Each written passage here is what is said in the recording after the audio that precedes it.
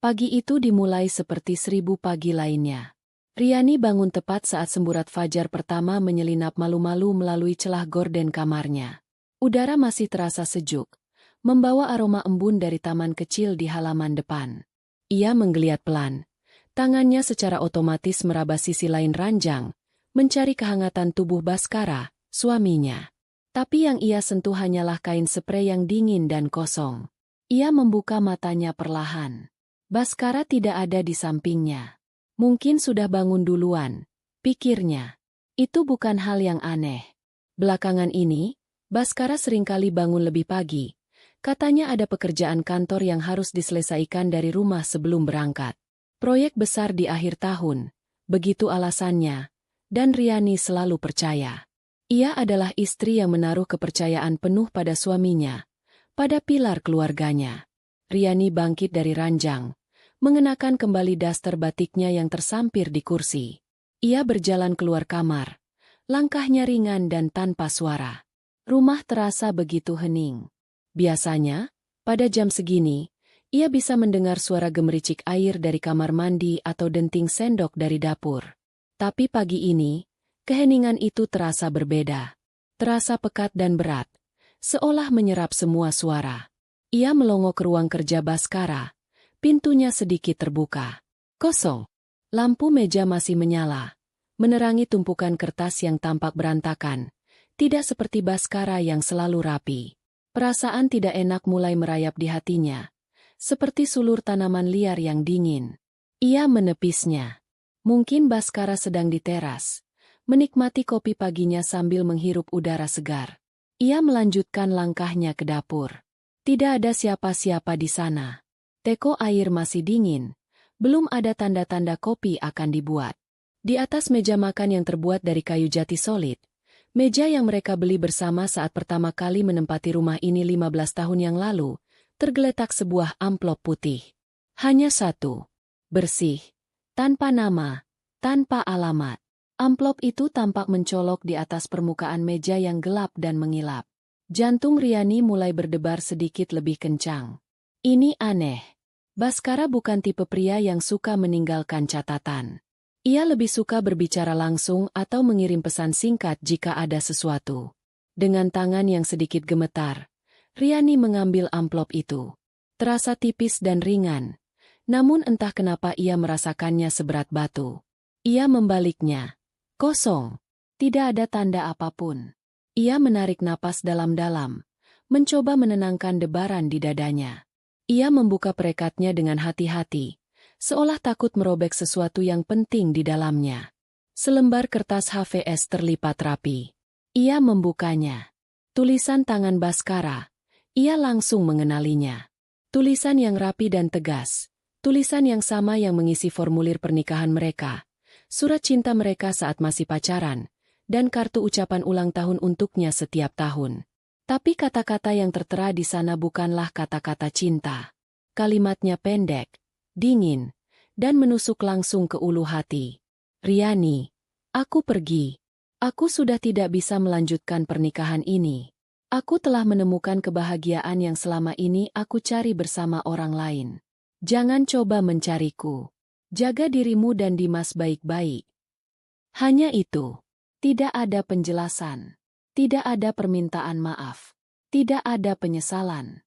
Seolah-olah 20 tahun pernikahan mereka, tawa mereka, tangis mereka, semua impian yang mereka bangun bersama, bisa dirangkum dan dihapus begitu saja oleh beberapa kalimat kejam di atas secarik kertas. Riani membaca kalimat itu berulang kali. Lagi, dan lagi, dan lagi. Matanya menelusuri setiap huruf, setiap goresan tinta, mencoba mencari makna lain, mencari kemungkinan bahwa ini semua hanya lelucon yang sangat tidak lucu. Tapi tidak ada. Tulisannya jelas. Maknanya lugas. Dunianya seakan berhenti berputar. Suara detak jam dinding di ruang keluarga terdengar begitu keras, memekakan telinga. Napasnya terasa sesak, seolah ada tangan tak terlihat yang mencekik lehernya. Kertas itu terlepas dari genggamannya, melayang pelan sebelum mendarat di lantai keramik yang dingin. Lututnya terasa lemas. Ia merosot ke lantai, bersandar pada kaki meja makan. Pandangannya kosong, menatap ke depan tanpa melihat apa-apa.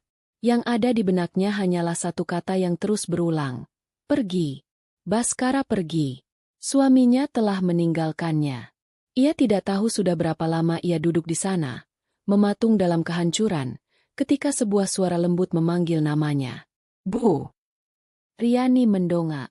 Dimas, putra semata wayangnya, berdiri di ambang pintu dapur. Pemuda berusia 22 tahun itu menatapnya dengan cemas. Ia masih mengenakan kaos oblong dan celana pendek. Rambutnya sedikit acak-acakan khas orang baru bangun tidur. Di tangannya ada laptop yang sepertinya tidak pernah jauh darinya. Melihat kondisi ibunya yang terduduk di lantai dengan tatapan kosong, Dimas segera meletakkan laptopnya di meja dan menghampirinya. Ibu kenapa? Apa yang terjadi? Tanyanya. Suaranya syarat dengan kekhawatiran. Matanya kemudian menangkap secari kertas yang tergeletak di dekat kaki ibunya. Ia memungutnya, membacanya dalam diam. Rahangnya mengeras. Ekspresi wajahnya yang biasanya tenang dan sulit ditebak kini menunjukkan kilatan amarah yang dalam, meski hanya sesaat, sebelum kembali menjadi topeng ketenangan yang dingin. Ayah! Desisnya pelan. Ia tidak melanjutkan. Ia berlutut di depan Riani, mengambil tangan ibunya yang terasa sedingin es. Bu, ayo, bangun. Jangan di lantai seperti ini. Tapi Riani tidak bergerak. Air matanya akhirnya tumpah, mengalir deras tanpa suara. Bukan isak tangisan yang histeris, melainkan aliran air mata keputusasaan yang sunyi. Seolah seluruh energi dalam tubuhnya telah terkuras habis, hanya menyisakan cangkang kosong yang rapuh. Semua kenangan indah bersama Baskara berkelebat di benaknya. Saat mereka pertama kali bertemu di acara kampus, saat Baskara melamarnya di bawah pohon rindang, saat mereka tertawa bahagia menyambut kelahiran Dimas, saat mereka berjanji akan menua bersama. Semua terasa seperti kebohongan. Sebuah sandiwara panjang yang pemeran utamanya telah memutuskan untuk turun panggung di tengah pertunjukan. Dimas tidak berkata apa-apa lagi. Ia hanya duduk di samping ibunya, memegang tangannya, memberikan kekuatan dalam diam. Ia tahu tidak ada kata-kata yang bisa menyembuhkan luka yang menganga di hati ibunya saat ini. Yang bisa ia lakukan hanyalah ada di sana, menjadi sauh agar ibunya tidak sepenuhnya tenggelam dalam lautan duka. Riani menoleh, menatap wajah putranya. Ia melihat raut wajah Baskara di sana, di garis rahangnya yang tegas dan sorot matanya yang tajam. Tapi ia juga melihat ketenangan dan kekuatan yang tidak pernah dimiliki suaminya. Rasa bersalah tiba-tiba menghantamnya. Bagaimana dengan Dimas? Bagaimana ia akan menjelaskan pada dunia bahwa ayahnya telah pergi, menelantarkan mereka demi wanita lain? Rasa malu dan hina menjalari seluruh tubuhnya. Ia mencoba mengingat kembali beberapa bulan terakhir. Apakah ada tanda-tanda? Sekarang, setelah semuanya terjadi, kepingan-kepingan puzzle itu seolah menyusun dirinya sendiri. Baskara yang lebih sering lembur. Ponselnya yang selalu dalam mode senyap dan tidak pernah lepas dari genggamannya. Percakapan telepon yang selalu ia terima di luar rumah dengan suara berbisik. Penampilannya yang menjadi lebih necis. Parfum baru yang bukan pilihan Riani. Riani selalu menepis semua kecurigaan itu, menganggapnya hanya paranoia seorang istri. Ia percaya pada kesetiaan Baskara. Kepercayaan yang kini terasa begitu bodoh dan naif. Wanita lain. Siapa dia? Apakah ia lebih muda? Lebih cantik? Lebih sukses?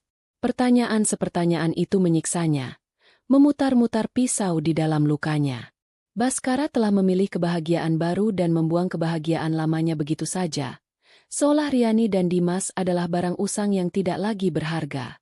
Hari itu, matahari terbit seperti biasa, burung-burung berkicau seperti biasa, dunia berjalan seperti biasa. Tapi bagi Riani, dunia telah berakhir. Surga kecil yang ia bangun dengan cinta dan kesetiaan selama 20 tahun telah runtuh dalam semalam, hancur berkeping-keping oleh selembar surat pengkhianatan. Di tengah puing-puing kehancurannya, ia hanya bisa memeluk lututnya, merasakan dinginnya lantai yang menjalar ke seluruh tubuh, sementara putranya duduk diam di sampingnya, menjadi satu-satunya pilar yang tersisa di dunianya yang telah porak-poranda. Pagi itu, Keheningan di rumah mereka bukan lagi pertanda kedamaian, melainkan pertanda sebuah kehilangan yang abadi. Beberapa hari pertama setelah kepergian Baskara berlalu dalam kabut kesuraman. Rumah yang dulu penuh canda tawa kini terasa seperti kuburan yang lengang. Riani bergerak seperti robot, melakukan pekerjaan rumah tangga dengan gerakan mekanis tanpa jiwa. Ia memasak, tapi tidak merasakan lapar. Ia membersihkan rumah, tapi tidak merasakan kepuasan. Setiap sudut rumah mengingatkannya pada Baskara. Kursi favoritnya di ruang keluarga, cangkir kopi yang selalu ia pakai, aroma parfumnya yang samar-samar masih tertinggal di bantal. Semua itu menjadi penyiksa yang bisu. Dimas mencoba menjadi kuat untuk ibunya. Ia memastikan ibunya makan, menemaninya duduk di ruang keluarga meski mereka hanya saling diam, dan mengambil alih tugas-tugas yang biasanya dilakukan Baskara, seperti memeriksa atap yang bocor atau membuang sampah. Ia jarang berbicara tentang ayahnya. Seolah-olah menyebut nama Baskara akan membuat luka di hati ibunya kembali menganga. Kemudian, surat-surat itu mulai datang. Awalnya, Riani tidak terlalu memikirkannya. Surat pertama datang dari sebuah bank penerbit kartu kredit. Tagihan atas nama Baskara. Jumlahnya cukup besar. Tapi Riani berpikir itu mungkin sisa belanja bulanan atau pembelian barang elektronik yang pernah mereka bicarakan. Dengan helaan napas, ia menyimpannya di laci, berencana untuk membayarnya dengan sisa uang tabungan mereka. Ia merasa ini adalah tanggung jawabnya sebagai istri, bahkan jika suaminya telah meninggalkannya. Ini adalah masalah kecil, pikirnya, sebuah riak di permukaan air yang akan segera tenang. Namun, riak itu ternyata adalah pertanda datangnya tsunami. Esok harinya, datang lagi 2 surat. Satu dari bank yang berbeda, juga tagihan kartu kredit dengan jumlah yang lebih fantastis. Yang satu lagi dari sebuah perusahaan leasing, tagihan cicilan mobil sedan keluaran terbaru yang bahkan Riani tidak tahu kapan Baskara membelinya. Riani mulai merasa cemas. Ia mencoba menelepon nomor Baskara, berharap ada penjelasan. Tapi nomor itu sudah tidak aktif. Ia mengirim pesan ke semua akun media sosialnya, tapi semuanya telah diblokir. Baskara benar-benar menghilang, memutus semua jejaknya. Setiap hari, tukang pos seolah menjadi malaikat pencabut nyawa yang datang membawa kabar buruk. Surat-surat itu terus berdatangan, masing-masing membawa kejutan yang lebih menyakitkan dari sebelumnya. Ada tagihan dari pinjaman online dengan bunga yang mencekik. Ada surat dari koperasi simpan pinjam tempat Baskara meminjam uang dengan alasan untuk renovasi rumah. Padahal tidak ada satupun sudut rumah yang direnovasi. Riani menumpuk surat-surat itu di atas meja makan, di tempat yang sama di mana ia menemukan surat perpisahan dari Baskara. Tumpukan kertas itu semakin tinggi, menjadi monumen utang dan kebohongan suaminya. Keputusasaan mulai mencengkeramnya erat. Uang tabungan mereka yang tidak seberapa itu tidak akan cukup untuk menutupi bahkan 1/10 dari total utang ini. Ia mulai sulit tidur.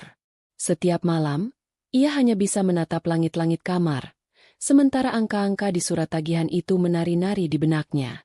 Ia merasa bodoh, begitu buta hingga tidak menyadari bahwa suaminya sedang membangun sebuah kerajaan utang di belakang punggungnya. Semua cerita tentang proyek besar dan bonus akhir tahun kini terdengar seperti dongeng murahan. Uang itu tidak pernah ada. Yang ada hanyalah lubang hitam finansial yang siap menelan mereka hidup-hidup. Puncaknya datang pada suatu siang yang terik. Sebuah amplop coklat tebal dengan kop surat resmi dari bank terbesar di kota itu tiba. Riani merasakan firasat buruk yang begitu kuat hingga perutnya terasa mulas. Tangannya gemetar hebat saat membuka amplop itu. Di dalamnya ada beberapa lembar dokumen legal yang bahasanya sulit ia mengerti, tapi beberapa frasa tercetak tebal dan mengancam.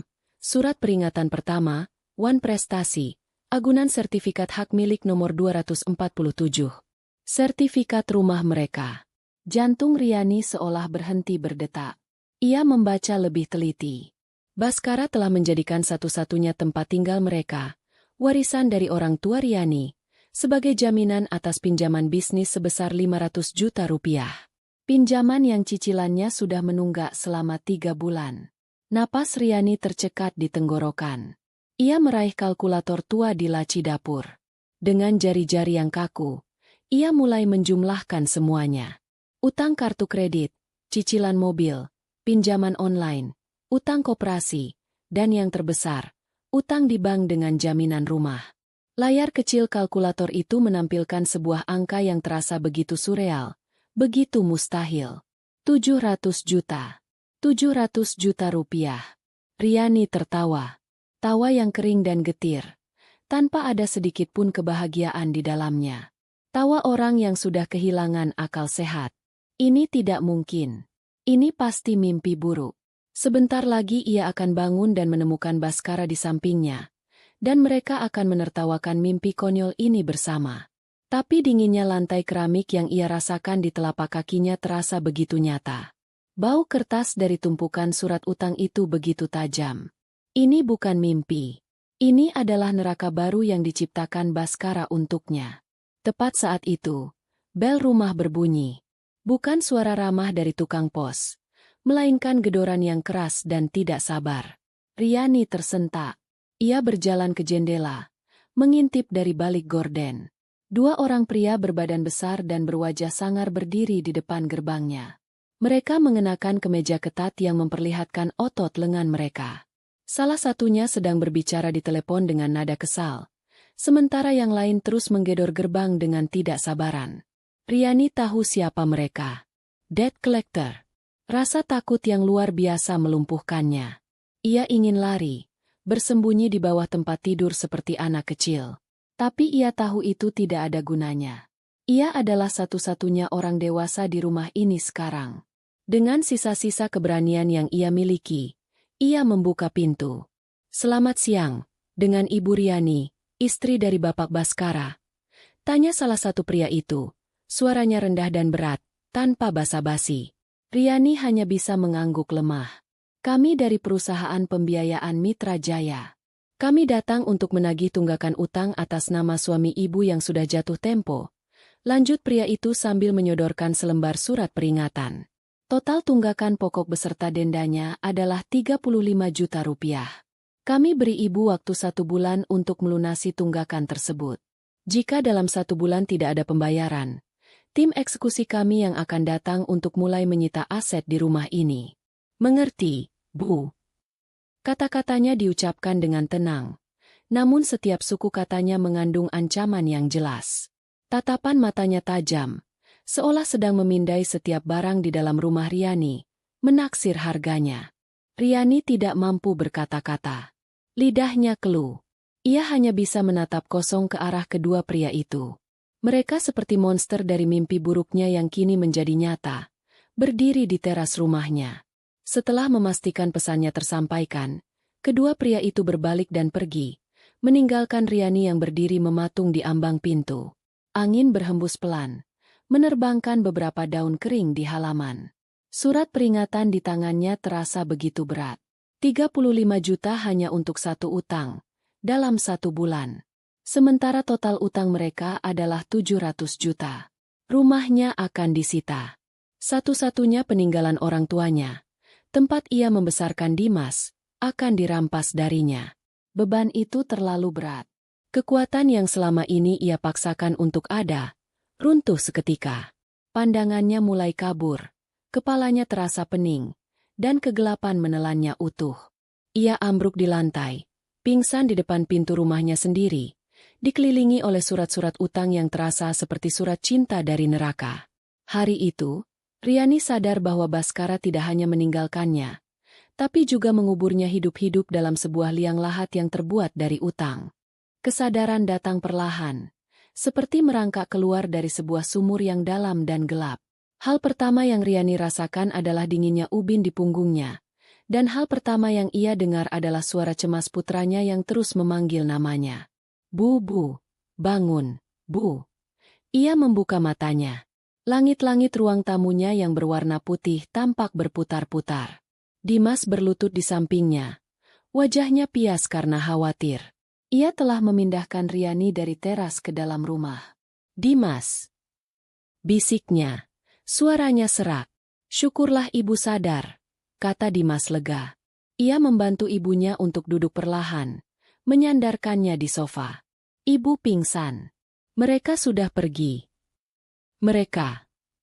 Kata itu sudah cukup untuk membawa kembali semua ingatan yang mengerikan itu. Wajah-wajah sangar para penagih utang, ancaman penyitaan, dan angka 700 juta yang terasa seperti vonis mati. Riani menunduk, menatap tangannya yang masih gemetar. Ini bukan lagi sekadar masalah ditinggal suami. Ini adalah pertarungan untuk bertahan hidup, untuk menyelamatkan satu-satunya atap di atas kepala mereka. Keputusasaan yang sempat membuatnya pingsan kini bermetamorfosis menjadi sesuatu yang lain, sebuah percikan perlawanan yang nekat. Ia tidak akan menyerah begitu saja. Keesokan paginya, Riani membuka kotak kayu berukir peninggalan ibunya. Di dalamnya, tersimpan semua perhiasan yang ia kumpulkan seumur hidupnya. Ada kalung emas dengan liontin namanya, hadiah dari orang tuanya saat ia lulus kuliah. Ada sepasang anting berlian sederhana, hadiah pertama dari Baskara saat mereka masih berpacaran. Ada gelang keroncong yang ia beli dengan gaji pertamanya. Dan yang paling menyakitkan untuk dilihat, cincin kawin mereka yang tersemat di jarinya. Setiap perhiasan adalah sebuah penanda kenangan, sebuah bab dari buku kehidupannya yang kini terasa seperti fiksi. Dengan hati yang berat, ia melepaskan satu persatu. Ia memasukkan semuanya ke dalam sebuah kantong kain kecil, kecuali cincin kawinnya. Tangannya berhenti saat hendak melepas cincin itu. Rasanya seperti mengamputasi bagian dari dirinya sendiri. Tapi kemudian ia teringat wajah angkuh para penagih utang itu. Baskara telah lebih dulu mengamputasi pernikahan ini. Cincin ini tidak lebih dari sepotong logam dingin yang penuh kebohongan. Dengan satu tarikan napas yang berat, ia melepas cincin itu dan memasukkannya ke dalam kantong bersama yang lain. Ia pergi ke toko emas di area pasar. Ia mengenakan kacamata hitam dan kerudung yang ia tarik rendah untuk menutupi wajahnya, berharap tidak ada seorang pun yang ia kenal melihatnya di sana. Rasa malu membakarnya dari dalam. Ia merasa seperti seorang pengemis yang menjual harga dirinya.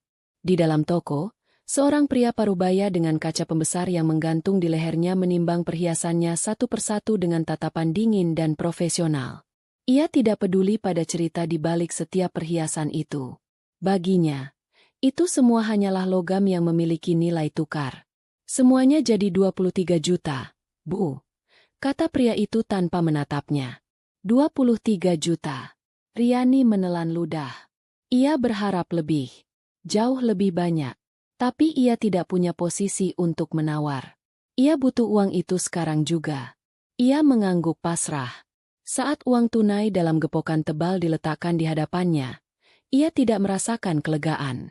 Ia hanya merasakan kekosongan yang semakin dalam. 20 tahun kenangan hanya dihargai 23 juta. Bahkan tidak cukup untuk membayar tunggakan pertama yang diminta para penagih utang itu. Uang itu habis lebih cepat dari yang ia duga. Sebagian ia gunakan untuk membayar tagihan listrik dan air yang sudah menunggak.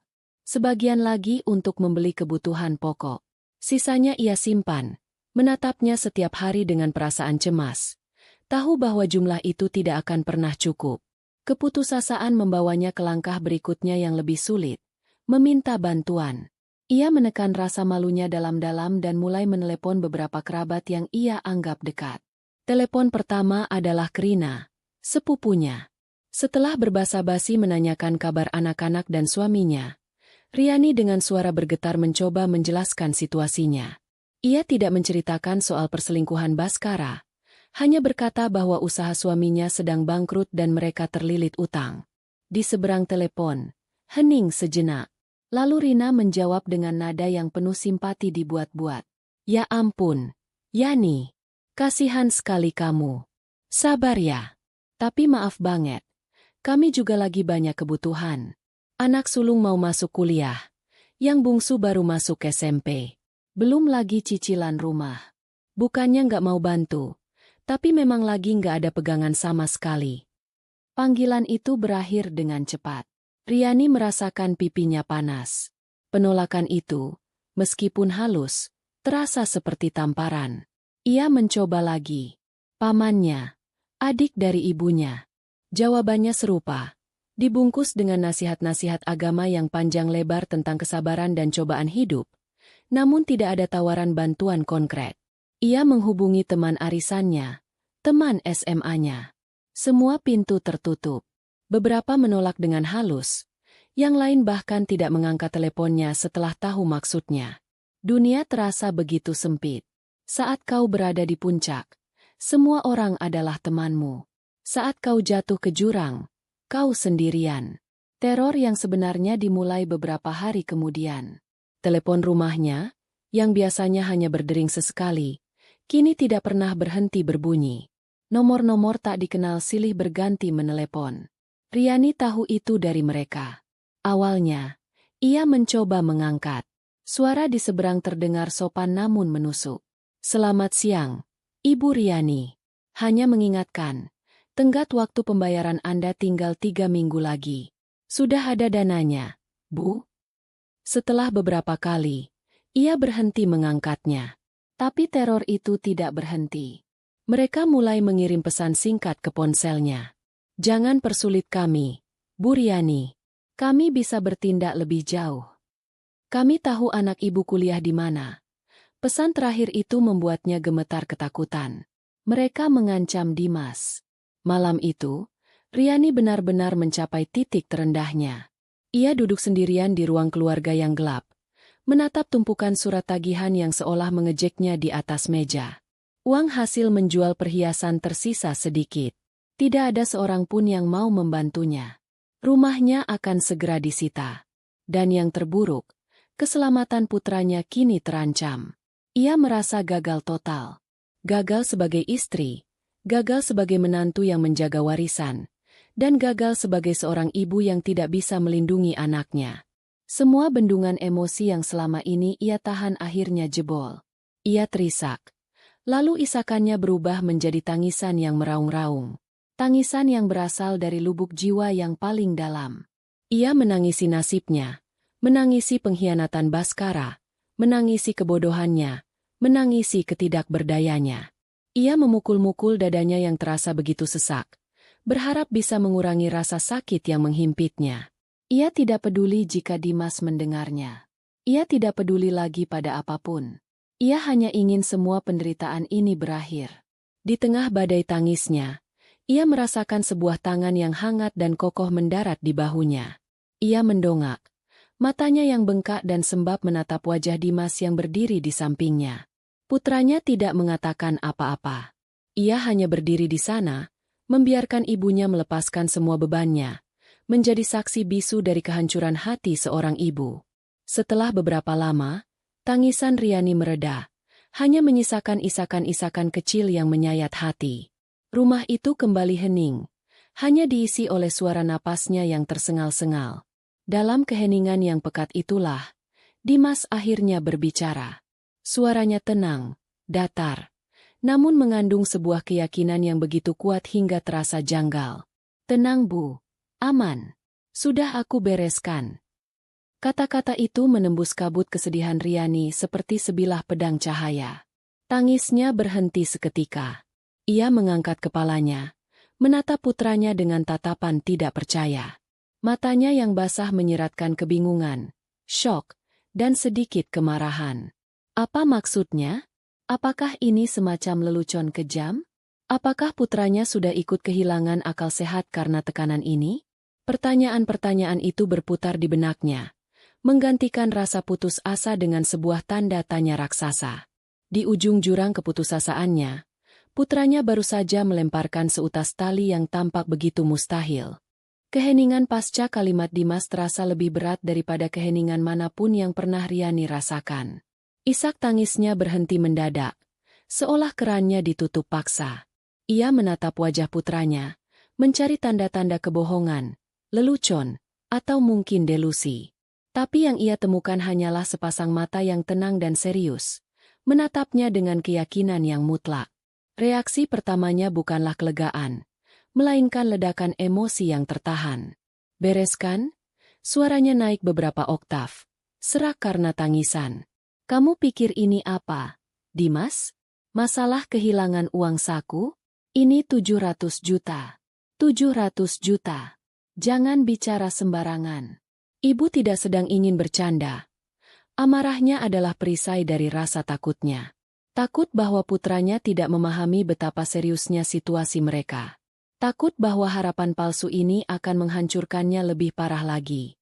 Dimas tidak terkejut dengan ledakan emosi ibunya. Ia seolah sudah menduganya. Ia tidak membantah, tidak meninggikan suara. Ia hanya menarik sebuah kursi, duduk berhadapan dengan Riani, dan menatapnya lekat-lekat. "Aku nggak bercanda, Bu. Aku serius," katanya dengan nada suara yang sama tenangnya. "Aku tahu ini kedengaran nggak masuk akal. Tapi aku minta tolong, kali ini saja, Ibu percaya sama aku." "Percaya? Bagaimana Ibu bisa percaya?" sahut Riani cepat, suaranya masih bergetar. "Dari mana kamu dapat uang sebanyak itu?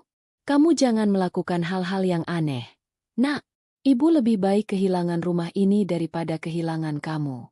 Kamu nggak pinjam uang dari Lintah Darat kan?" jawab ibu, Dimas. Ketakutan baru yang lebih primal kini mencengkeram hatinya. Ketakutan akan keselamatan putra satu-satunya. Utang bisa membuatnya kehilangan harta, tapi tindakan nekat bisa membuatnya kehilangan segalanya. Dimas menggeleng pelan. "Bukan, Bu. Bukan dari Lintah Darat. Bukan dari judi, bukan hasil kejahatan. Ini uang halal. Aku janji." Melihat keraguan dan ketakutan yang begitu besar di wajah ibunya, Dimas sadar bahwa kata-kata saja tidak akan cukup. Ia merogoh ponsel dari sakunya. Dengan beberapa kali usapan jari, ia membuka sebuah aplikasi. Kemudian, ia menyodorkan ponsel itu ke hadapan Riani. "Ini rekening Ibu, kan?" Riani mengintip layar ponsel itu. Itu adalah aplikasi mobile banking miliknya. Dimas mengetikkan sejumlah angka, lalu menekan tombol konfirmasi. Sedetik kemudian, ponsel Riani yang tergeletak di meja bergetar, mengeluarkan bunyi notifikasi yang khas. Riani mengambil ponselnya dengan tangan gemetar. Sebuah pesan singkat dari Ban muncul di layar. "Transaksi berhasil. Dana sebesar 10 juta rupiah telah masuk ke rekening Anda." Riani terbelalak. Ia menatap layar ponselnya, lalu menatap wajah Dimas, lalu kembali ke layar ponselnya. Uang itu nyata. 10 juta rupiah. Jumlah yang terasa begitu besar setelah berhari-hari ia menghitung setiap lembar ribuan yang tersisa di dompetnya. "Pakai uang itu dulu, Bu," kata Dimas, "untuk bayar tagihan-tagihan yang paling mendesak. Biar mereka berhenti meneror Ibu. Sisanya untuk belanja, untuk kebutuhan kita. Setidaknya biar Ibu bisa tidur sedikit lebih tenang malam ini." Ketenangan tidak datang. Yang datang justru badai kebingungan dan kecurigaan yang lebih besar. Jika sebelumnya ia tenggelam dalam lautan utang, kini ia terlempar ke dalam pusaran misteri. Dari mana seorang mahasiswa seperti Dimas, yang uang sakunya selalu pas-pasan, bisa dengan mudahnya mentransfer 10 juta rupiah? "Dimas, ini uang dari mana?"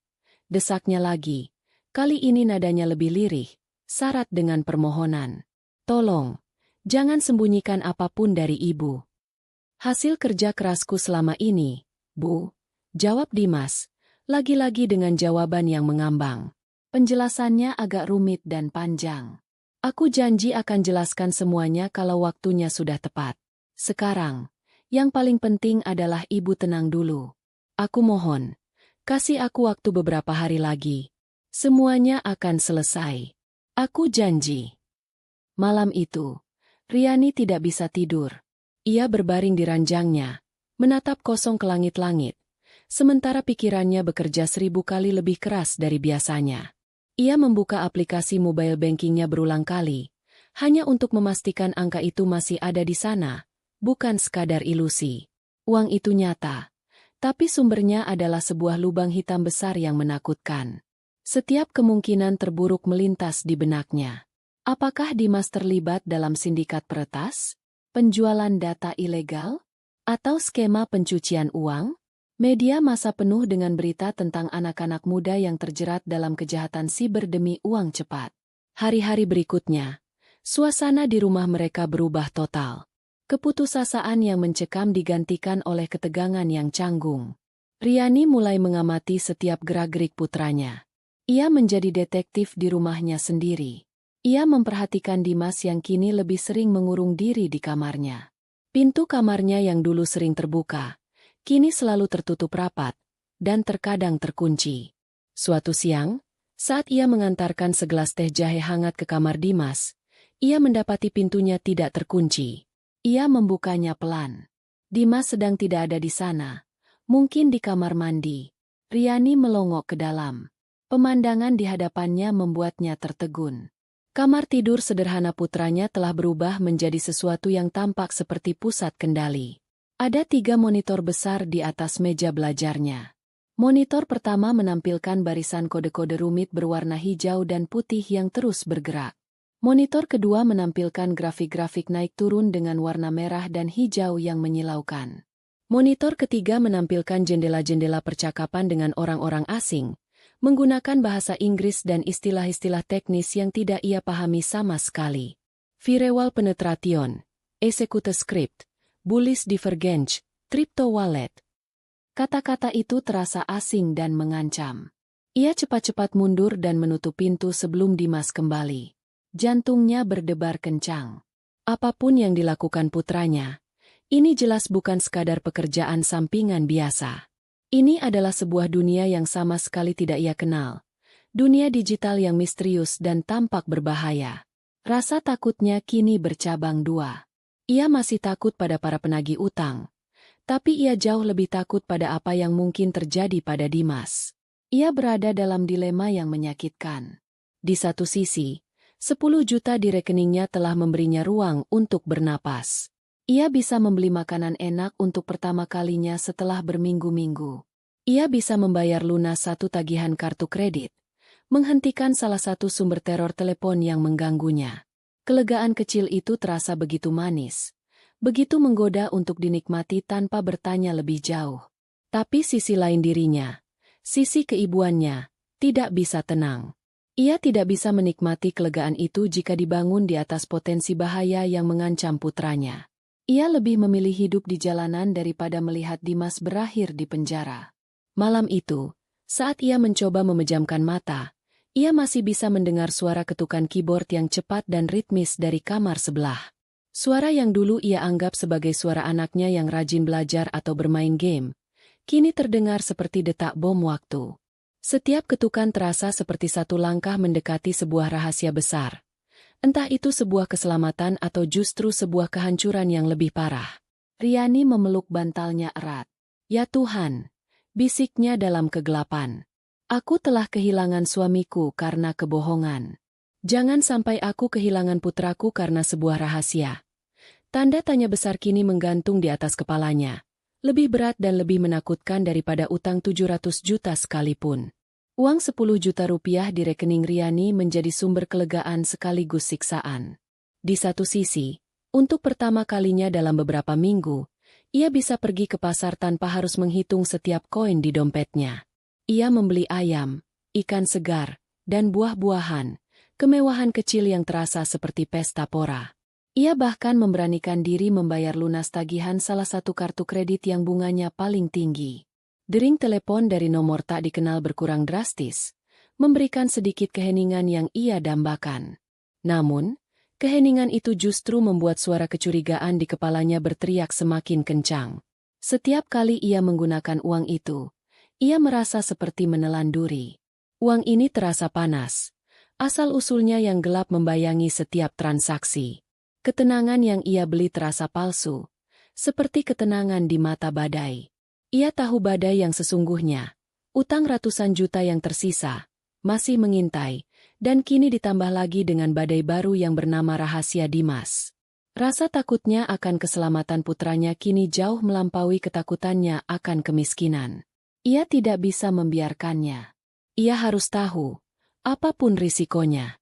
Kesempatan itu datang pada hari Rabu. Dimas memberitahunya bahwa ia harus ke kampus untuk bertemu dosen pembimbing skripsinya dan mungkin akan lanjut kerja kelompok dengan temannya sampai sore. Saat suara motor Dimas menghilang di ujung jalan, Riani merasakan jantungnya berdebar kencang. Ini adalah kesempatannya. Dengan langkah ragu, ia mendekati pintu kamar putranya. Ia merasa seperti seorang pencuri, mengkhianati kepercayaan anaknya sendiri. Tapi suara hatinya berbisik, ini bukan untuk memata-matai, ini untuk melindungi. Ia memutar kenop pintu. Tidak dikunci. Ia mendorongnya pelan. Kamar itu rapi seperti biasa, tapi udaranya terasa pengap. Aroma kopi instan dan minuman berenergi samar-samar tercium. Matanya langsung tertuju pada singgasana putranya. Meja belajar dengan 3 monitor hitam yang memantulkan bayangan dirinya yang tampak cemas. Ia mendekat. Duduk di kursi gaming Dimas yang terasa terlalu besar untuknya. Ia mencoba menekan tombol power di unit komputer. Tapi layar hanya menyala sekejap sebelum menampilkan sebuah kotak yang meminta kata sandi. Dinding pertama. Ia menghela napas, merasa bodoh karena berpikir akan semudah itu.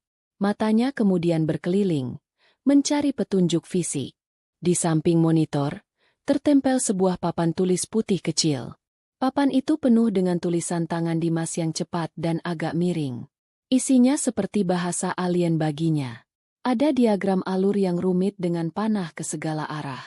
Ada daftar kata-kata aneh, Merge, Sell the News, BTC Halving Cycle Projection, Solana NFT, Min Date Floor Price Analysis. Di sudut lain tertulis, Project Chimera, Final Payout Received. Nama, Chimera, itu terasa familiar. Bukankah itu nama yang sama dengan yang ada di film-film tentang mata-mata? Ia beralih ke tumpukan buku catatan di rak. Ia mengambil satu secara acak dan membukanya. Halaman-halamannya dipenuhi dengan barisan kode, angka-angka, dan grafik-grafik kecil yang digambar dengan tangan. Ada tanggal-tanggal yang dilingkari. Di samping beberapa tanggal ada angka dengan tanda minus dan coretan merah. Di samping yang lain ada angka dengan tanda plus dan stabilo hijau. Tampak seperti jurnal seorang akuntan. Tapi untuk bisnis yang tidak ia mengerti sama sekali. Ia hampir menyerah saat matanya menangkap keranjang sampah kecil di sudut ruangan. Dengan perasaan jijik pada dirinya sendiri, ia membungkuk dan mengaduk isinya. Di antara bungkus mie instan dan kaleng-kaleng minuman, ia menemukan selembar kertas yang diremas menjadi bola. Ia menariknya keluar, membukanya dengan hati-hati. Kertas itu adalah cetakan dari sebuah laman internet. Kop suratnya adalah sebuah bank internasional yang berbasis di Singapura. Ini bukan laporan rekening resmi, lebih seperti ringkasan transaksi. Matanya membelalak saat membaca detailnya. Pengirim, Tech Sentinel Solutions Inc. Penerima, Dimas Pratama. Deskripsi, Bug Bounty Payout, Project Chimera Q2. Jumlah, USD $85. $85.000 Amerika. Riani terduduk lemas di lantai. Tangannya gemetar hebat.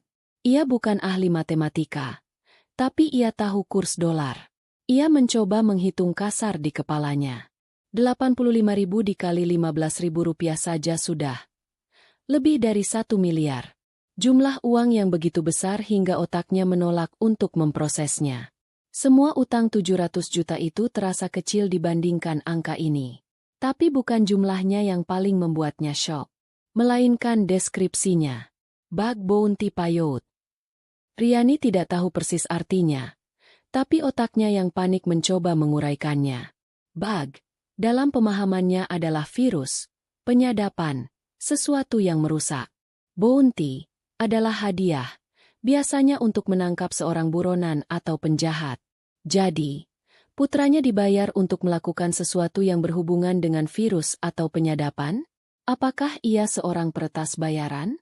Apakah Project Chimera adalah nama sebuah operasi ilegal?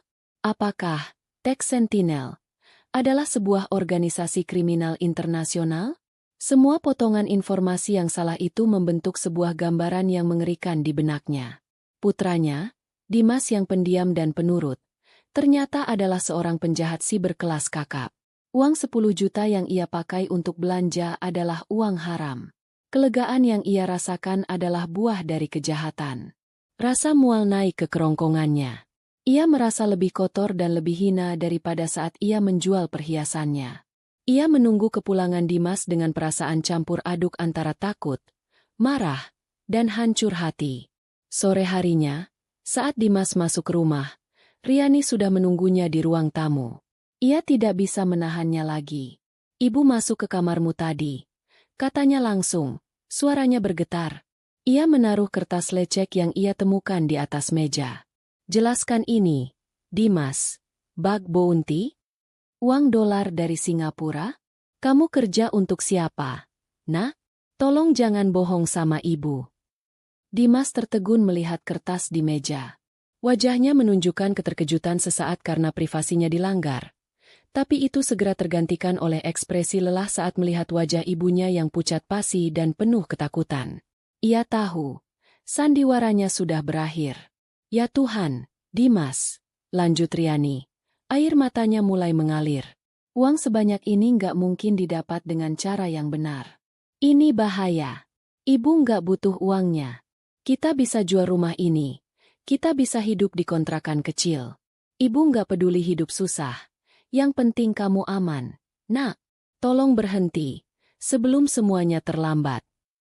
Dimas menghela napas panjang, sebuah helaan napas yang terasa lebih berat dari usianya. Ia duduk di hadapan ibunya, menatapnya dengan tatapan yang memohon pengertian. Bu, dengarkan aku, katanya pelan. Ini nggak seperti yang ibu bayangkan. Bug bounty, itu bukan hal yang buruk, justru sebaliknya. Ia mencoba menjelaskan dengan bahasa yang paling sederhana. Banyak perusahaan teknologi besar, mereka membayar orang-orang seperti aku untuk mencari celah keamanan di sistem mereka. Bug, itu artinya celah, bukan virus. Aku mencari celah itu, aku melaporkannya secara rahasia ke perusahaan, dan mereka memberiku hadiah karena sudah membantu mereka menjadi lebih aman. Ini 100% legal, Bu. Aku ini, Whitehead Hacker. Peretas topi putih. Kami membantu, bukan merusak. Riani mendengarkan, mencoba mencerna setiap kata. Peretas topi putih? Membantu perusahaan? Dibayar miliaran? Cerita itu terdengar seperti plot film fiksi ilmiah. Terlalu indah, terlalu mudah, terlalu jauh dari realitas hidupnya yang pahit. Bagaimana mungkin duduk di depan komputer di kamar bisa menghasilkan uang lebih banyak daripada kerja keras suaminya selama puluhan tahun? Keraguannya masih begitu besar, seperti tembok tebal yang sulit diruntuhkan. Di tengah percakapan mereka yang tegang, ponsel Riani yang tergeletak di meja berdering keras. Nama yang tertera di layar membuat darahnya seolah membeku. Penagih utang. Dengan tangan gemetar, ia mengangkatnya. Suara di seberang tidak lagi berbasa-basi. Selamat sore, Bu Riani. Pak Haris di sini. Saya hanya mau ingatkan, tenggat waktu Anda tinggal seminggu lagi. Jangan pikir kami lupa. Kalau dana pokok tidak masuk minggu depan, kami tidak akan datang untuk bicara lagi. Tim kami yang akan langsung bekerja. Paham? Klik. Telepon ditutup. Ancaman itu begitu nyata, begitu brutal. Penjelasan Dimas yang abstrak tentang dunia siber terasa begitu jauh dan tidak berdaya dibandingkan dengan ancaman fisik yang baru saja ia dengar. Wajah Riani kembali pucat. Dimas melihat perubahan di wajah ibunya. Ia tahu, ia telah kalah melawan realita yang kejam. Ia menatap ibunya dengan tatapan yang mantap. Semua keraguan dan penjelasan tidak penting lagi sekarang. Yang dibutuhkan adalah bukti. Besok, Bu. Katanya dengan suara tegas yang memotong keheningan yang mencekam. Semuanya akan beres besok. Percaya sama aku untuk terakhir kalinya. Malam itu adalah malam terpanjang dalam hidup Riani. Ia tidak bisa tidur sama sekali. Janji Dimas yang diucapkan dengan begitu yakin. Semuanya beres besok. Terus terngiang di telinganya. Beradu dengan ancaman Pak Haris yang dingin dan tanpa ampun. Rumah terasa sesak. Seolah dinding-dindingnya ikut menahan napas, menunggu fajar yang akan membawa entah itu keselamatan atau kehancuran. Riani berulang kali bolak-balik dari kamarnya ke dapur, membuat teh hangat yang tidak diminumnya, hanya untuk menyibukkan diri. Setiap suara kecil, desis kulkas, derit kayu, membuatnya terlonjak kaget. Berbeda dengannya, Dimas tampak seperti seorang prajurit di malam sebelum pertempuran besar. Ia mengurung diri di kamarnya sejak percakapan tegang mereka sore itu. Riani tidak mendengar suara musik atau game seperti biasanya. Yang terdengar hanyalah keheningan yang dipecah sesekali oleh suara ketukan keyboard yang cepat dan intens. Sekitar jam 8 malam, Riani mengetuk pintu kamarnya, membawakan sepiring nasi dengan ayam goreng kesukaannya. "Dimas, makan dulu, nak," katanya pelan. Tidak ada jawaban. Ia meletakkan piring itu di lantai depan pintu. 1 jam kemudian, saat ia kembali, piring itu sudah masuk ke dalam. Setidaknya, anaknya masih makan. Itu cukup untuk sedikit menenangkan hatinya yang resah. Pagi datang dengan langit yang kelabu dan mendung. Seolah alam pun ikut merasakan ketegangan di dalam rumah kecil itu. Riani sudah bangun sejak subuh. Ia membuat sarapan. Tapi ia dan Dimas sama-sama tidak berselera makan. Mereka duduk berhadapan di meja makan dalam diam. Riani ingin sekali bertanya, "Apa rencanamu? Bagaimana caranya?" Tapi melihat wajah putranya yang tampak lelah dengan lingkaran hitam di bawah matanya, ia mengurungkan niatnya. Ia tahu Dimas sudah berjuang semalaman. Yang bisa ia lakukan sekarang hanyalah menunggu dan berdoa. "Aku sedang proses finalisasi transfer besar, Bu," kata Dimas tiba-tiba, seolah bisa membaca pikiran ibunya. "Karena ini transfer antar negara dengan jumlah besar. Butuh beberapa tahap verifikasi keamanan. Sebentar lagi selesai." Penjelasan itu tidak banyak membantu.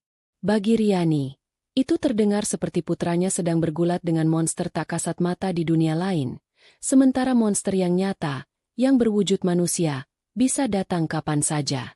Dan mereka pun datang. Tepat pukul 2 siang, sebuah mobil minibus berwarna hitam berhenti tepat di depan gerbang rumah mereka. Jantung Riani seolah melompat ke tenggorokannya. 4 orang pria keluar dari mobil.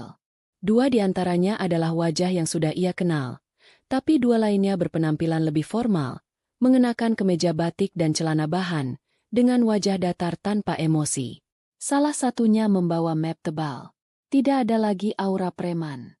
Kali ini, mereka datang sebagai eksekutor resmi. Gedoran di pintu terdengar, bukan lagi ketukan, melainkan gedoran yang keras dan berwibawa, seolah mereka adalah pemilik sah rumah ini. "Selamat siang, Ibu Riani. Kami dari tim mediasi dan eksekusi. Mohon buka pintunya." Riani mematung di tempatnya. Kakinya terasa seperti jeli. Ia menoleh ke arah kamar Dimas, berharap putranya akan muncul seperti pahlawan di film-film. Tapi pintu kamar itu masih tertutup rapat. Ia sendirian. "Buka pintunya, Bu, atau kami akan terpaksa membukanya secara paksa." Suara itu terdengar lagi, lebih keras. Dengan sisa tenaga yang ia miliki, Riani berjalan terseok-seok ke pintu. Napasnya memburu. Ia memutar kunci dan membuka pintu. Pak Haris berdiri paling depan. Wajahnya dingin dan profesional. "Waktu Anda sudah habis, Bu. Sesuai prosedur, hari ini kami akan memulai proses pendataan aset bergerak di dalam rumah ini untuk penyitaan tahap pertama." Tanpa menunggu persetujuan, ia dan anak buahnya mencoba melangkah masuk. Tapi tiba-tiba, dalam sebuah lonjakan adrenalin yang tidak ia duga, Riani merentangkan kedua tangannya di ambang pintu, menghalangi jalan mereka. "Tunggu!" serunya. Suaranya kecil namun tegas. "Jangan masuk rumah saya. Beri saya waktu sebentar lagi. Anak saya sedang mengurusnya." Salah satu anak buah Pak Haris tertawa sinis. "Mengurus apa, Bu? Mau gali harta karun di halaman belakang?" Pak Haris menatap Riani dengan pandangan meremehkan. "Sudah cukup sandiwaranya, Bu. Minggir." Ia memberi isyarat pada anak buahnya untuk menyingkirkan Riani dengan pelan.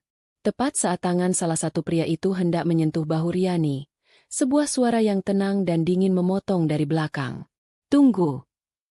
Semua orang menoleh. Dimas berdiri di belakang ibunya. Ia hanya mengenakan kaos oblong hitam dan celana pendek. Penampilannya kontras dengan keseriusan situasi. Wajahnya tampak sangat lelah, tapi matanya menyala dengan ketajaman yang luar biasa. Ia melangkah maju, melewati ibunya, berdiri berhadapan langsung dengan 4 pria dewasa itu tanpa gentar sedikitpun. "Utang atas nama Baskara Prawira," kata Dimas, nadanya datar.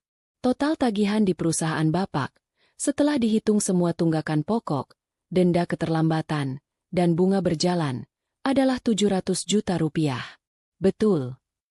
Pak Haris menyipitkan matanya, sedikit terkejut dengan ketenangan dan ketepatan data anak muda di hadapannya. Betul, Dek. Memangnya kenapa? Kamu mau bayar pakai uang daun? Ejeknya. Dimas tidak menggubris ejekan itu. Ia mengangkat ponselnya. Saya sudah lakukan transfer barusan. Tapi karena ini bukan jam kerja bank, mungkin butuh beberapa menit untuk masuk. Kalau Bapak tidak percaya, silakan cek sekarang ke bagian keuangan kantor Bapak. Pak Haris tertawa. Kali ini lebih keras. Dek, kamu pikir transfer 700 juta itu seperti kirim pulsa? Sudah, jangan buang waktu kami. Kalau begitu, lihat ini saja, kata Dimas tenang. Ia membalikan layar ponselnya ke arah Pak Haris. Di layar itu, terpampang dengan jelas sebuah bukti transaksi digital dari sebuah bank internasional. Status: berhasil. Jumlah transfer: 700 juta rupiah. Pak Haris berhenti tertawa. Ia mencondongkan tubuhnya, matanya menyipit, membaca setiap detail di layar ponsel itu. Ada keraguan di wajahnya. Ia melirik salah satu anak buahnya yang berpenampilan lebih rapi. Coba kamu telepon ke kantor. Ke bagian finance. Cek sekarang juga. Suasana menjadi hening. Yang terdengar hanyalah suara pria itu berbicara di telepon dengan nada berbisik. Riani menahan napasnya. Ia menatap punggung putranya yang tampak begitu kurus namun begitu kokoh. Seluruh nasib mereka kini bergantung pada beberapa ketukan jari di benda kecil bercahaya itu. Pria yang menelepon itu menutup teleponnya.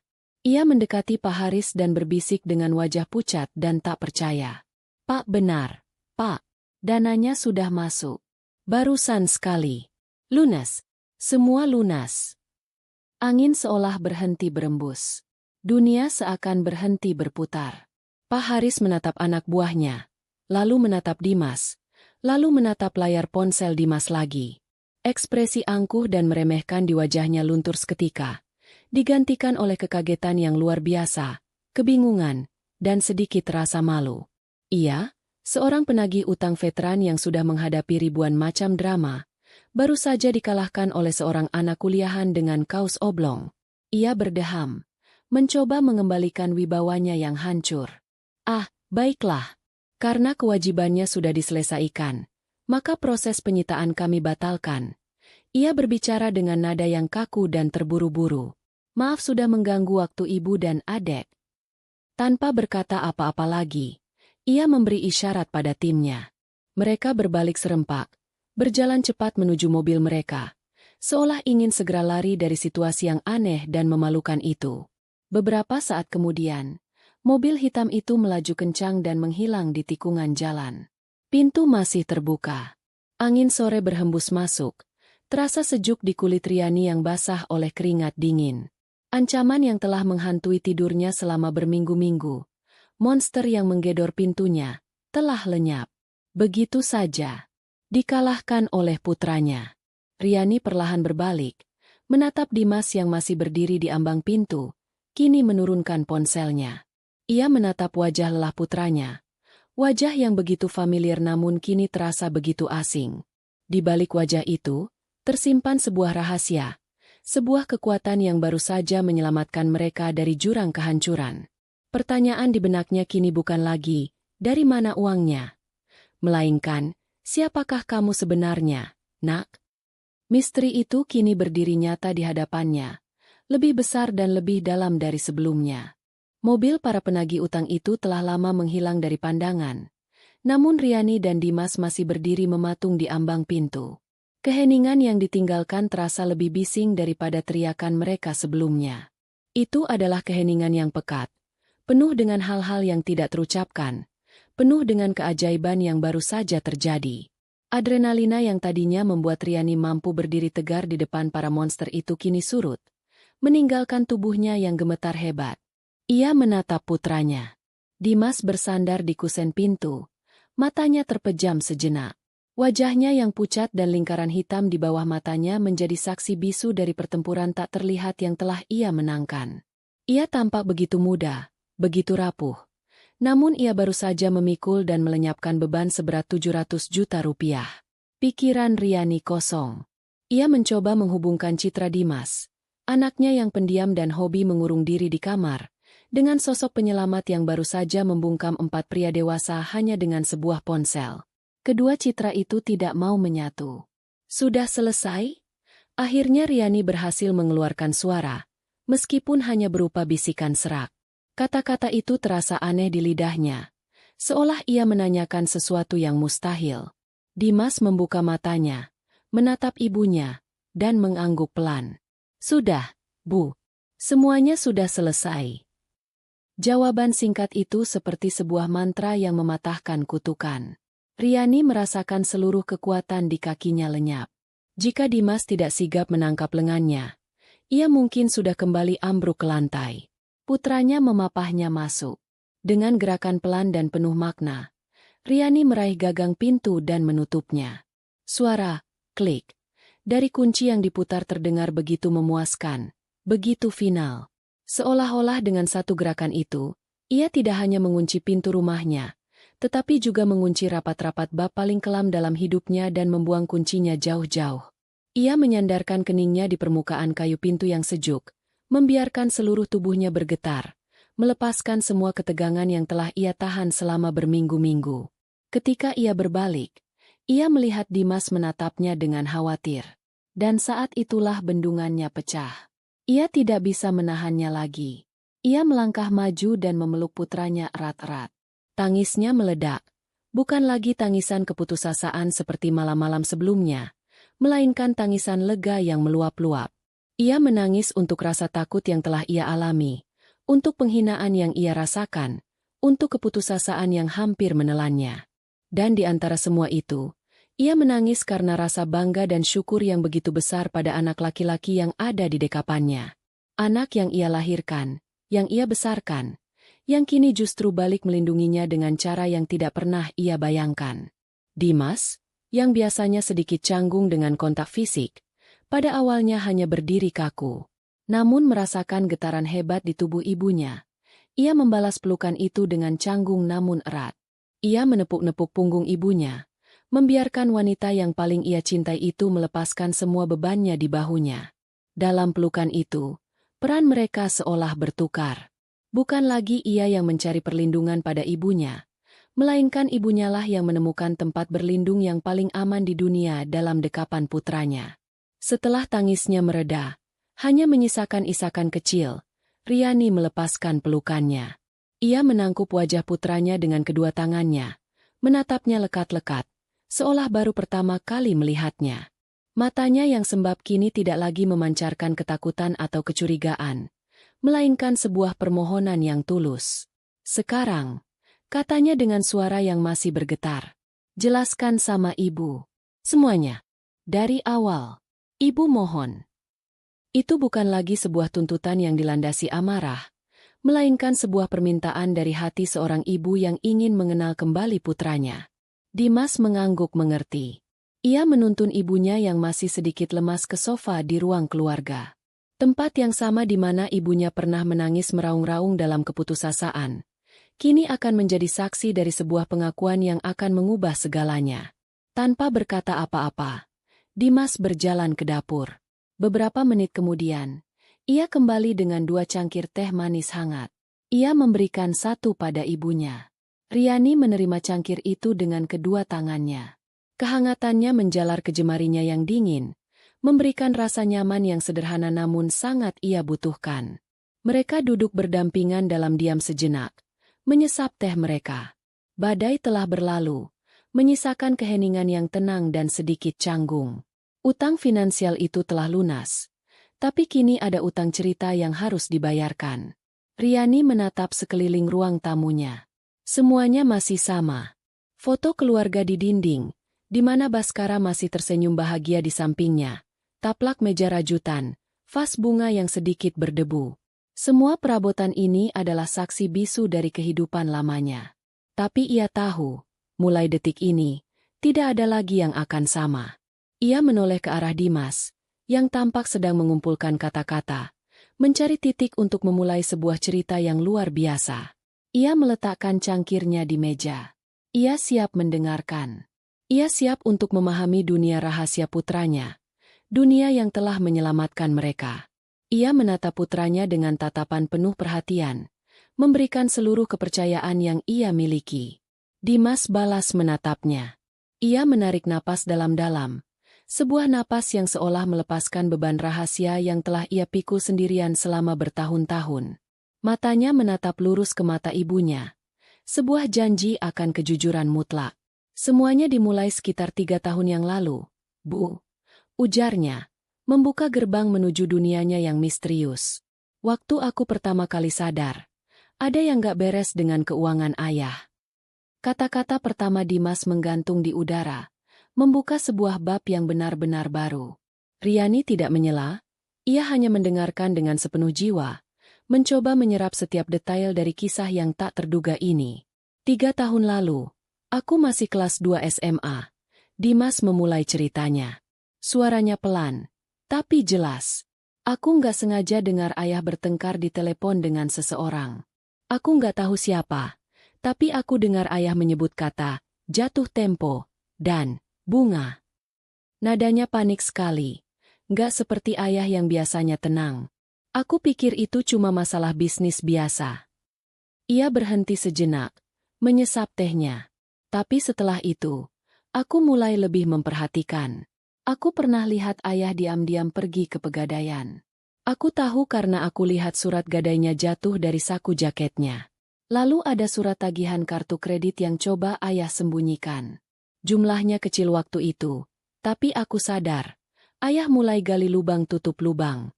Ia hidup lebih besar pasak daripada tiang, dan ia berusaha keras menyembunyikannya dari ibu. Riani menunduk. Hatinya terasa sakit. Jadi, benih-benih kehancuran ini sudah ditanam jauh sebelum Baskara pergi. Dan putranya, yang saat itu masih remaja, telah melihatnya sendirian. Aku takut, Bu, lanjut Dimas. Aku takut suatu hari nanti semuanya akan meledak dan ibu yang akan jadi korban. Ayah orang yang baik, tapi dia lemah dalam urusan uang dan gengsi.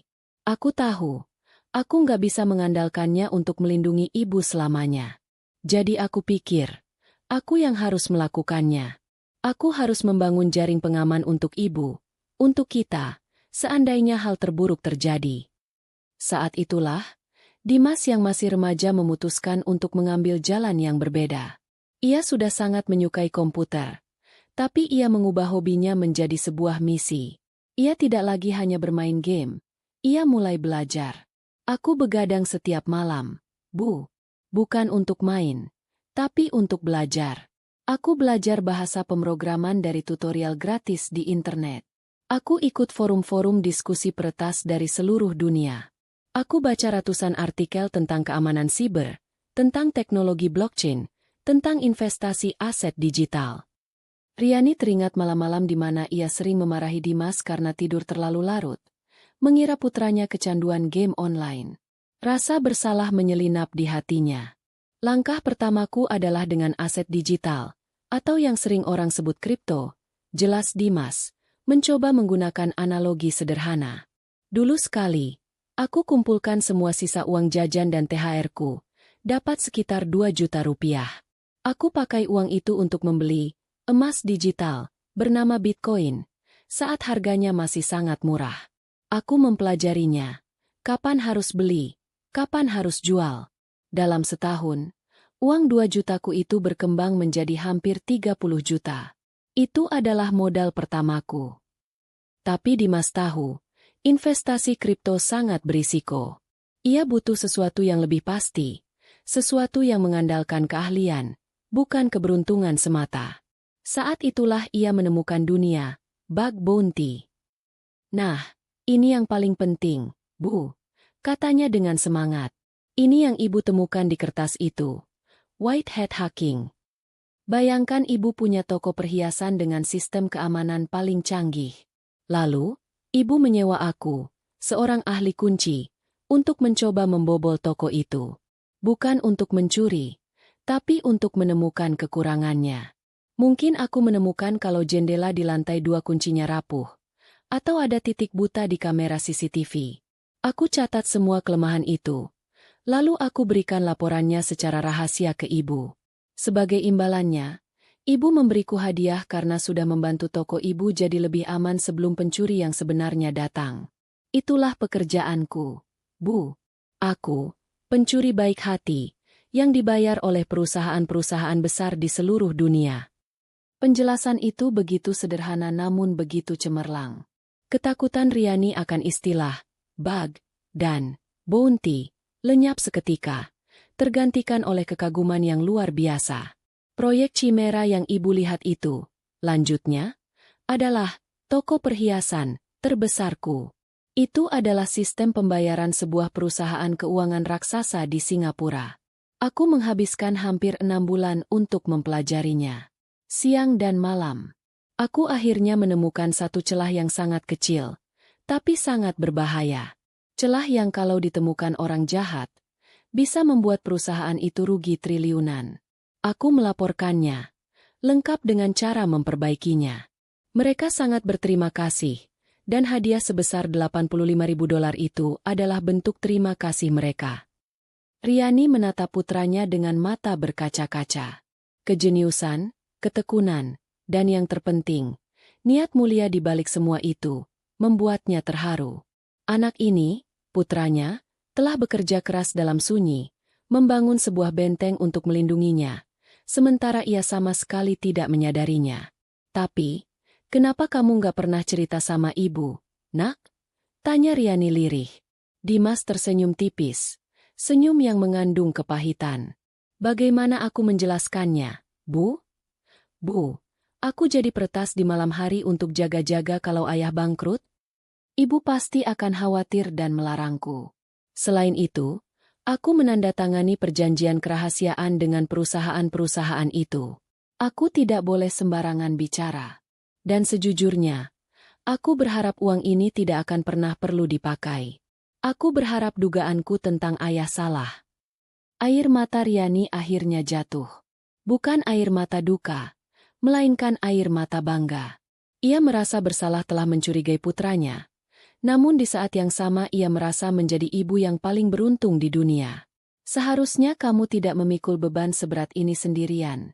Nak, masa remajamu seharusnya kamu pakai untuk bermain, untuk bersenang-senang. Melihat ibu aman dan bisa tersenyum lagi, itu lebih dari cukup buat aku, jawab Dimas tulus. Aku melakukan ini semua karena aku sayang ibu. Aku nggak mau lihat ibu sedih atau menderita karena kesalahan orang lain.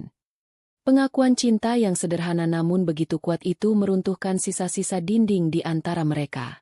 Riani merengkuh putranya, kali ini dengan pemahaman yang utuh. Mereka bukan lagi sekadar ibu dan anak. Mereka adalah sebuah tim, dua orang yang selamat dari badai yang sama, yang kini saling berpegangan tangan lebih erat dari sebelumnya. Dimas kemudian menunjukkan semuanya pada Riani. Ia membuka laptopnya, menunjukkan platform tempat ia bekerja, email-email korespondensinya dengan perusahaan, dan yang terpenting, saldo rekeningnya. Setelah membayar lunas utang 700 juta itu, masih tersisa jumlah yang sangat signifikan, lebih dari cukup untuk memulai hidup baru dan bahkan untuk masa depan mereka berdua. Misteri telah terpecahkan. Pengakuan sang jenius telah selesai. Di ruang tamu yang sama di mana Riani pernah merasa dunianya berakhir, kini ia merasakan sebuah awal yang baru.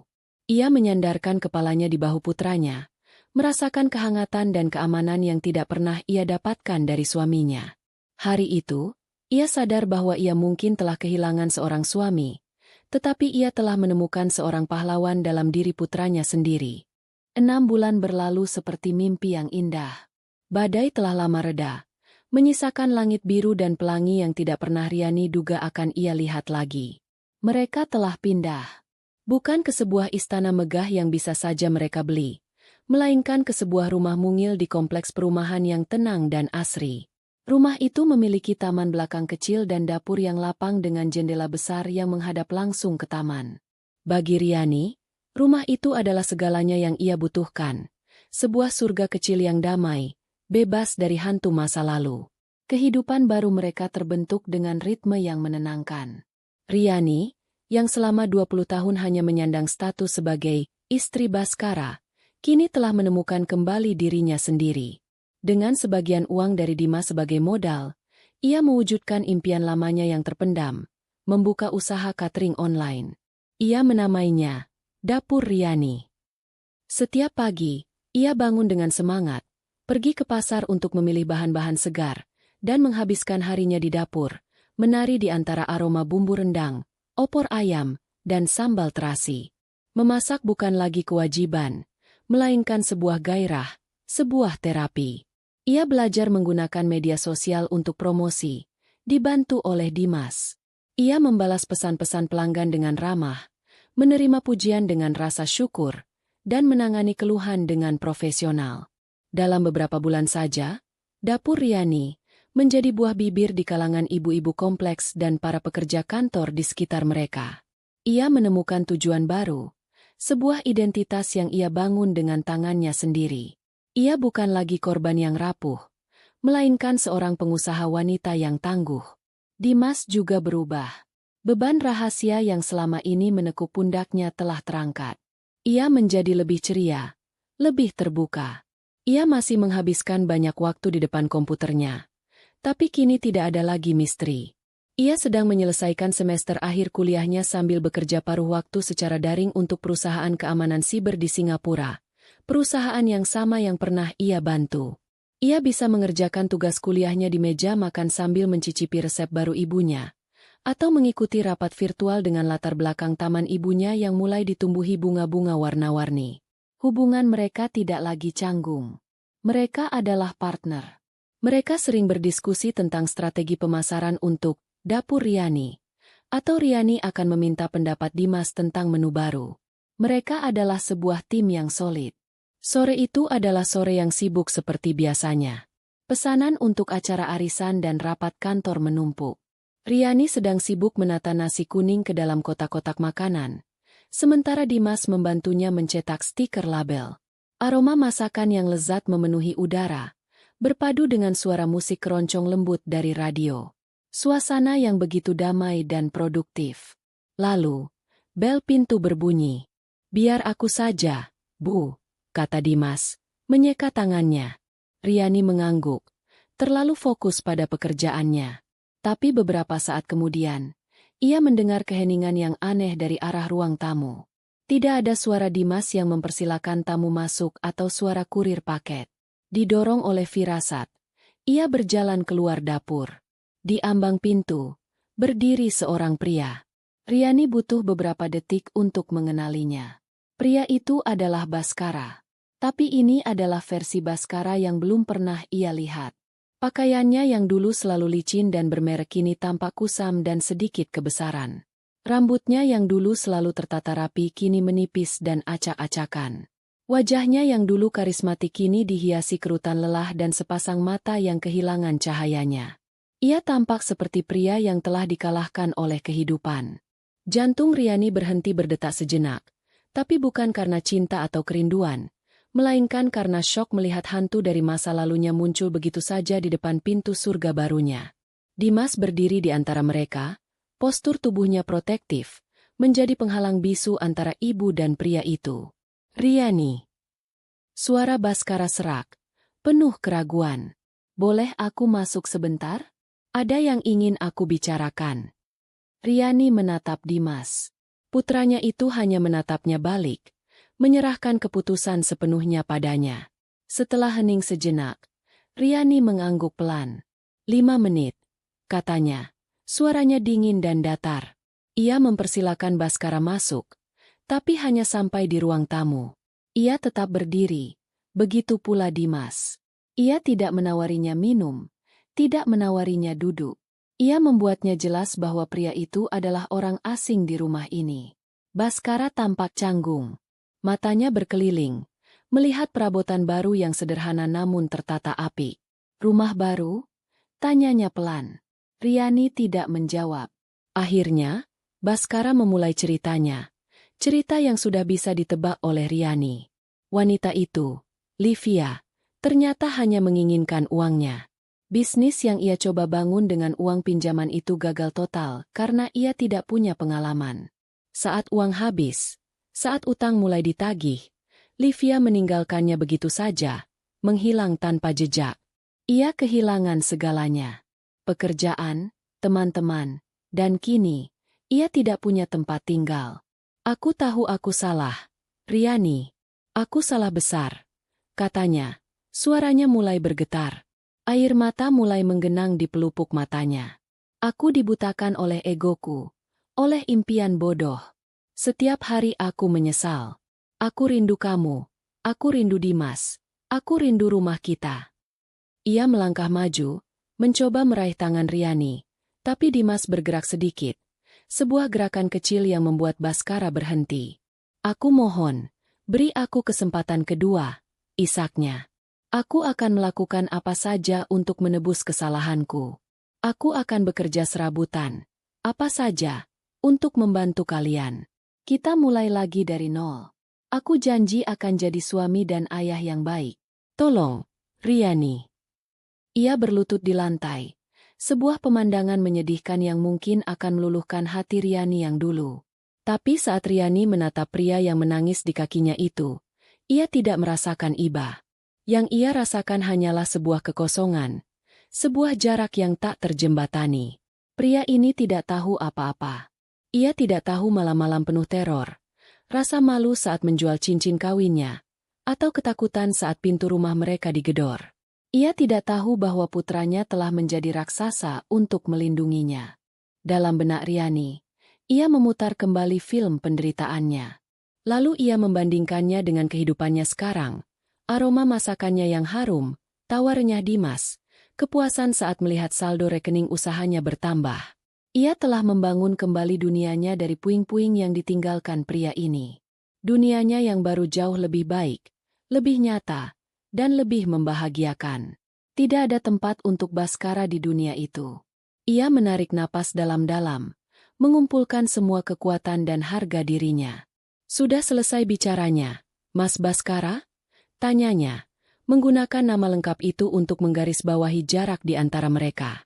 Baskara mendongak, kaget mendengar nada suaranya yang begitu tenang dan dingin. Pernikahan kita sudah selesai saat kamu meninggalkan surat pengecut itu di meja makan, lanjut Riani. Rumah kita yang dulu sudah tidak ada. Dan, kita, yang dulu kamu sebut, sudah lama mati.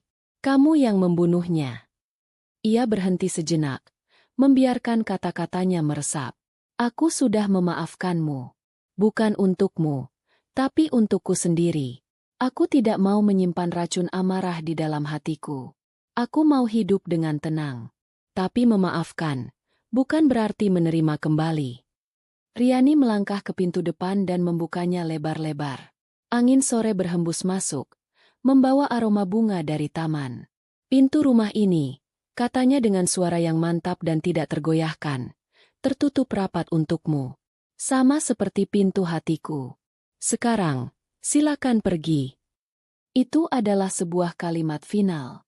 Sebuah vonis. Baskara menatapnya dengan putus asa, lalu beralih ke Dimas, mencari secercah harapan. Tapi yang ia dapatkan hanyalah tatapan dingin dari putranya. Tatapan yang seolah berkata, semua ini adalah akibat dari perbuatanmu sendiri. Dengan langkah berat, Baskara bangkit. Ia berjalan melewati Riani, keluar dari rumah itu, keluar dari kehidupan mereka untuk selamanya. Riani tidak menunggu lama. Ia langsung menutup pintu dengan tegas.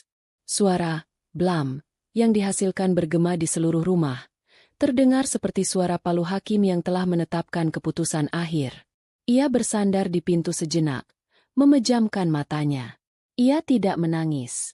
Ia tidak merasa sedih. Yang ia rasakan adalah sebuah kelegaan yang luar biasa, seolah sebuah beban terakhir yang tidak ia sadari masih ada, akhirnya terangkat dari pundaknya. Ia bebas. 100% bebas. Ia berbalik dan melihat Dimas masih berdiri di sana, menatapnya dengan sorot mata penuh kebanggaan. Riani tersenyum, senyum tulus pertama yang ia berikan setelah melihat Baskara. Putranya membalas senyum itu. Tanpa perlu berkata apa-apa, mereka berdua tahu, mereka baru saja menghadapi hantu terakhir dari masa lalu mereka, dan mereka telah menang telak. 1 tahun kemudian, pada suatu Sabtu pagi yang cerah, matahari pagi menyinari dapur, Dapur Riani, yang kini telah diperluas. Dapur itu adalah jantung dari rumah mereka, selalu hangat dan penuh dengan aroma kehidupan. Wajan besar di atas kompor mendesiskan bumbu rendang yang harum, sementara di meja besar di tengah ruangan, seorang wanita parubaya bernama Bu Tuti, asisten yang Riani rekrut 3 bulan lalu, sedang dengan cekatan membungkus nasi-nasi liwet dengan daun pisang. Riani berdiri di dekat jendela, memeriksa daftar pesanan di tabletnya sambil sesekali memberi arahan pada Bu Tuti. Ia tampak berbeda. Beberapa helai uban yang dulu muncul karena stres kini seolah sirna, tertutup oleh rambutnya yang sehat dan berkilau. Ia lebih sering tersenyum. Tawa renyahnya seringkali terdengar dari dapur, berpadu dengan suara musik dangdut dari radio kecil di sudut ruangan. Ia bukan hanya bertahan hidup, ia benar-benar hidup. Bisnis cateringnya kini tidak hanya melayani pesanan harian, tapi sudah sering dipesan untuk acara-acara besar seperti pernikahan dan rapat perusahaan. Ia bahkan sedang berpikir untuk menyewa sebuah ruko kecil agar usahanya bisa lebih berkembang. Pagi, Kapten. Sebuah suara ceria mengagetkannya. Riani menoleh. Dimas berdiri di ambang pintu dapur, membawa 2 cangkir kopi panas. Ia baru saja pulang dari Jakarta tadi malam. Ia telah lulus dengan predikat cum laude dan langsung diterima bekerja penuh waktu sebagai konsultan keamanan siber di perusahaan yang sama. Ia memilih untuk tetap bekerja dari jarak jauh. Hanya perlu ke kantor pusat di Jakarta seminggu sekali. Ia tidak mau jauh-jauh dari ibunya dan kantor pusat, dapur Riani. Pagi, bos besar. Balas Riani sambil tertawa, menerima secangkir kopi dari putranya. Tumben sudah rapi jam segini. Mau ajak Kapten sarapan di teras. Meresmikan kursi goyang baru, kata Dimas sambil tersenyum. Mereka berjalan ke teras belakang. Taman kecil yang dulu hanya berisi rumput liar kini telah disulap Riani menjadi taman bunga yang indah. Ada mawar, melati, dan anggrek yang sedang mekar, menebarkan keharuman yang lembut. 2 buah kursi goyang kayu jati baru diletakkan di sudut teras, menghadap langsung ke taman. Mereka duduk di sana, menikmati kopi dan kehangatan matahari pagi. Ini adalah ritual favorit mereka. Di sela-sela kesibukan, mereka selalu menyempatkan waktu untuk sekadar duduk berdua, mengobrol, atau terkadang hanya diam, menikmati kedamaian yang telah mereka perjuangkan dengan susah payah. Gimana pekerjaanmu? Tanya Riani. Lancar, Bu. Kemarin baru selesai audit sistem keamanan Bank Nasional. Ternyata pertahanannya lebih rapuh dari kulit kerupuk. Canda Dimas. Oh iya, minggu depan aku harus ke Singapura 3 hari. Ada pertemuan regional. Ibu mau titip apa? Tas, parfum. Ibu cuma titip kamu jaga diri baik-baik di sana. Jawab Riani lembut. Kalau soal tas dan parfum, ibu bisa beli sendiri sekarang. Tambahnya dengan nada bangga. Dimas tersenyum. Aku tahu. Keheningan yang nyaman menyelimuti mereka sejenak. Mereka menatap taman. Seekor kupu-kupu kuning terbang dari satu bunga ke bunga lainnya. Dengar kabar dari Tante Rina, kata Riani tiba-tiba, suaranya pelan. Katanya dia lihat Mas Baskara kerja jadi satpam di sebuah pabrik di Cikarang. Dimas hanya mengangkat bahu. Ya, sudahlah, Bu. Itu hidupnya dia. Tidak ada lagi rasa sakit atau amarah dalam percakapan itu. Nama Baskara kini hanyalah sebuah fakta, sebuah bagian dari masa lalu yang jauh, seperti cerita dari buku yang sudah selesai dibaca dan ditaruh kembali di rak. Fokus mereka adalah masa kini yang indah dan masa depan yang cerah. Bu, kata Dimas, mengubah topik pembicaraan. Setelah dapur Riani punya ruko sendiri nanti, Ibu ada rencana apa lagi? Riani tersenyum. Matanya berbinar. Ibu ingin buka kelas memasak gratis untuk ibu-ibu di sekitar sini. Mengajari mereka cara membuat kue kering atau masakan yang bisa dijual. Biar mereka juga bisa punya penghasilan sendiri. Nggak bergantung sama siapa-siapa. Dimas menatap ibunya dengan penuh kekaguman. Ibunya tidak hanya menyembuhkan dirinya sendiri, tapi kini ia ingin menyembuhkan dan memberdayakan orang lain. Lingkaran kebaikan yang ingin ia ciptakan adalah warisan yang jauh lebih berharga daripada uang sebanyak apapun. Itu ide yang bagus sekali, Bu, kata Dimas tulus. Aku akan bantu buatkan website pendaftarannya nanti. Riani menepuk lutut putranya. Terima kasih, Nak. Terima kasih untuk semuanya. Aku yang harusnya berterima kasih, Bu. Balas Dimas. Terima kasih sudah jadi ibu yang paling kuat di dunia. Dan terima kasih rendangnya selalu paling enak. Mereka berdua tertawa. Tawa yang lepas, bebas, dan penuh kebahagiaan. Tawa yang lahir dari badai yang telah mereka lalui bersama. Di pagi yang cerah itu, di teras belakang rumah baru mereka, dikelilingi bunga-bunga yang mekar, Riani menatap putranya yang kini telah menjadi pria dewasa yang hebat. Ia sadar, kebahagiaan sejati bukanlah tentang memiliki suami yang sempurna atau harta yang melimpah. Kebahagiaan adalah tentang menemukan kekuatan di dalam diri sendiri, memiliki tujuan yang membuatmu bersemangat setiap pagi, dan yang terpenting, memiliki seseorang di sisimu yang mencintaimu tanpa syarat. Mereka telah kehilangan sebuah keluarga, tapi mereka telah membangun kembali sesuatu yang jauh lebih kuat. Sebuah kemitraan, sebuah persahabatan, sebuah ikatan suci antara ibu dan anak yang telah ditempa oleh air mata dan ditebus oleh keberanian. Malam tergelap dalam hidup mereka telah berakhir, dan kini, mereka sedang menikmati fajar yang baru, fajar yang begitu cerah dan penuh harapan. Dan mereka tahu, langit di hadapan mereka akan selalu biru.